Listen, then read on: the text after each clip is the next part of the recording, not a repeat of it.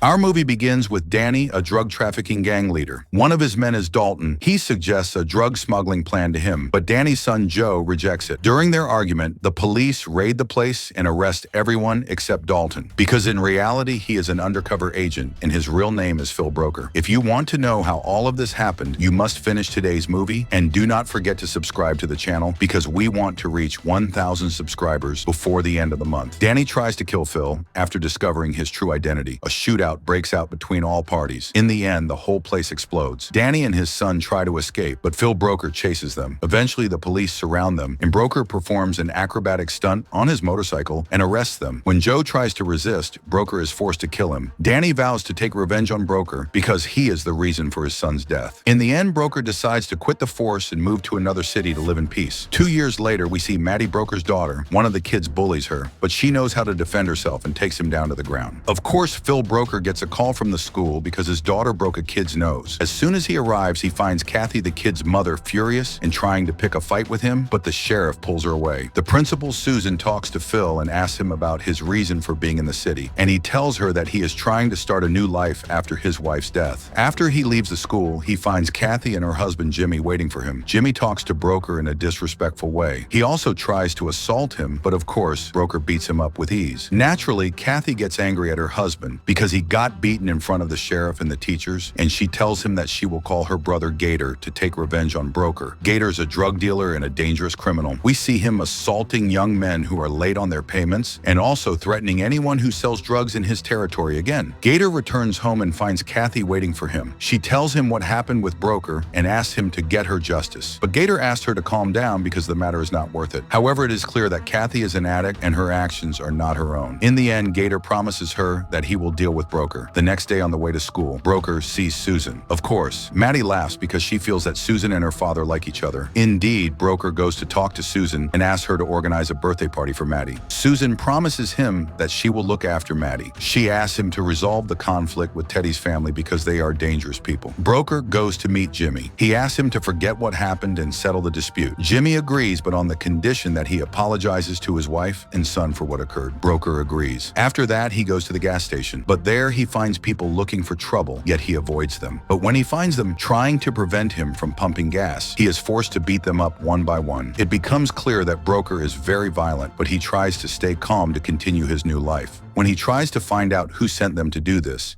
they refuse to confess to anything. After that, he goes to pick up Maddie from school. She notices the wounds on his hand and asks him about them. She is certain that her father is in trouble. Before he reaches home, the sheriff pulls him over to ask him about the fight that happened at the gas station, but Broker refuses to talk. We notice that the sheriff is suspicious of Broker and wants to know who he is. Broker returns home with Maddie and takes her for a horse ride. We notice that Gator is there watching them. As soon as they move away from the car, he goes and slashes the tires. He also breaks into their house and steals a collection of personal items. He takes a file on Broker to find out who he is. As soon as he sees them, returning to the house, he flees quickly. A little later, Maddie notices that her cat is missing. She cannot sleep without her cat, and Broker promises her that he will find it. Broker goes out at night to search for the cat in the forest. He finds Maddie's teddy bear cut up and the car tire slashed. He realizes that someone is trying to send them a specific message. On the other hand, Gator reads Broker's file, and he finds out that he was an undercover police agent and that he is the officer responsible for the death of Joe, the son of gang leader Danny. At that time, Gator calls Cheryl and asks her to meet him as soon as possible. The next day, Gator meets Cheryl in his warehouse, and he tells her that he found the person who killed Danny's son, Joe. He gives her Broker's file and tells her that this is their chance with Danny, because if they deliver the person who killed his son for revenge, he will surely allow them to sell drugs throughout the city. And he asks her to go meet Danny's lawyer and talk to him. Broker thinks that Jimmy is responsible for what is happening, and he goes to meet him again to remind him that he apologized to him. He tells him that the matter is over and warns him against crossing the line again. He demands that he returns his daughter's cat and stays away from the house. But of course, Jimmy does not understand anything. Broker returns home and buys his daughter a new teddy bear to replace the one that was torn. He also lets her know that he will invite her school friends to her birthday party, which will be organized by Susan. Maddie is happy that her father cares about her and is trying to make up for her mother's absence. At night, we see Cheryl with Danny's lawyer. She hands him Broker's file and leaves. The lawyer goes to meet Danny in prison and hands him the file. Danny asks him to find Broker's location as soon as possible to take their revenge. The next day, we see Broker at the school with Maddie. There they meet Kathy and Teddy. Maddie invites Teddy to her birthday party. Teddy agrees, and here the hostility between them ends. Broker returns home to work with his friend Tito. Tito had heard about the trouble that happened between him and Jimmy. And when Broker tells him that the problem is over, Tito explains to him that problems in this town never end and that the people are very aggressive and love revenge. Broker tells him about the break-in incident. Tito points out to him that this is not Jimmy's style and that someone else is trying to intimidate him. He sheds light on Gator, Kathy's brother. He tells him about the drug manufacturing that Gator's involved in. And the biggest surprise is that the sheriff works with Gator in drug manufacturing. We go back to Danny, who sends a dangerous criminal named Cyrus. Cyrus meets Cheryl to find out Broker's location. At that time, Maddie's birthday party begins. All the children are gathered at the house. Maddie notices her father getting closer to Susan, and she is very happy. That same night, Gator goes to visit Kathy to let her know he dealt with Broker. When she asks him for drugs, he refuses to give her any because her condition has become poor. At the same time, Broker calls a former policeman who was his colleague. He asks him for information about Gator. The policeman explains to him that his girlfriend Cheryl used to work for Danny. At that moment, Broker begins to feel the danger and fears for his daughter. The next day, Broker goes to meet Gator and Cheryl at the restaurant where they hang out. And without any greetings or words, Broker warns him against trying to enter his house again, or even getting close to his daughter. But Gator provokes him and threatens him through her. However, Broker leaves him and walks away. He goes straight to his warehouse and discovers that he is manufacturing drugs there. He decides to tamper with the electrical wiring in the warehouse and starts making small explosives inside the warehouse light bulbs. There he is surprised to find Maddie's cat before he can take it and leave. An armed man attacks him, but Broker beats him and takes his weapon. But unfortunately, another person hits him with a heavy iron bar and he loses consciousness. Broker regains consciousness and discovers that these are Gator's men, the ones he beat up at the gas station before they hold him and torture him, and he cannot resist. But when one of them mentions his daughter, he gathers his strength and beats them all up.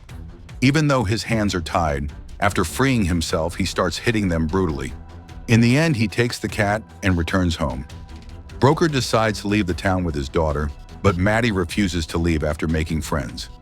At that time, Cyrus goes to meet Gator to find out the location of Broker's house. When he knows the place, he tries to take Gator with him to be present, but Gator refuses because the police will suspect him first if Broker dies, so Cyrus decides to take Cheryl instead. Meanwhile, Broker has prepared everything to leave the town, and he leaves his horses with his friend Tito. Cyrus and his men arrive at Broker's house. At the same time, Gator went to meet the sheriff to distance himself from suspicion. As soon as one of Cyrus's men enters the stable, Tito attacks him, but he cannot overpower him. In the end, that person beats him. Before he can take the gun to kill him, Tito attacks him and kills him.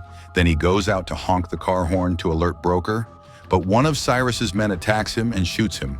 Broker hears the sound and understands that danger is near. He starts turning off the house lights and hides Maddie in the basement, and he asks her to call the police. Then he prepares his weapon to face the gang.